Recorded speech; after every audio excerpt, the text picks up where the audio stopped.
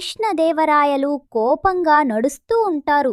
శిబిరంలోకి వచ్చిన అధికారులకు చెబుతారు, మన రాజ్యంలో వరుసగా దొంగతనాలు ఎవరూ పట్టుకోలేకపోతున్నారు. రాజువైపు నిలబడిన తెనాలి రామయ్య చిరునవ్వు చిందిస్తూ చూస్తాడు. రామయ్య చెబుతాడు, మహారాజా, నాకు ఒక ఆలోచన ఉంది. ఈ దొంగలను ఎలా పట్టుకోవాలో నాకు తెలుసు. రాజు ఆశ్చర్యంగా, నీ ప్లానేమిటి రామయ్యా? రామయ్య గట్టిగా నవ్వుతూ, రేపు తెలుసుకుంటారు మహారాజా అని చెబుతాడు.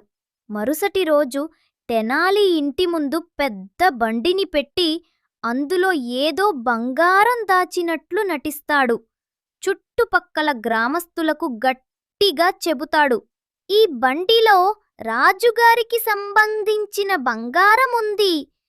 ఎవ్వరూ దగ్గరికి రావద్దు. దొంగలు దూరం నుంచి విని ఆసక్తిగా చూస్తాడు. అడవి పక్కన దొంగలు సమావేశమై మాట్లాడుకుంటారు.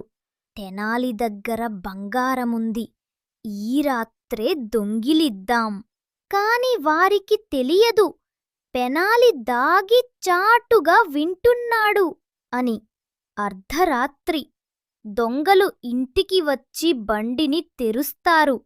అందులో బంగారం కాదు, నీరు ఉంటుంది. వెంటనే పైనుంచి తెనాలి సైనికులు అరుస్తూ దిగుతారు. దొంగలను పట్టుకుంటారు.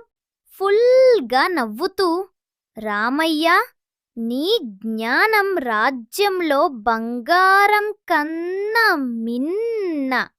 తెనాలి నవ్వుతూ నమస్కరిస్తాడు.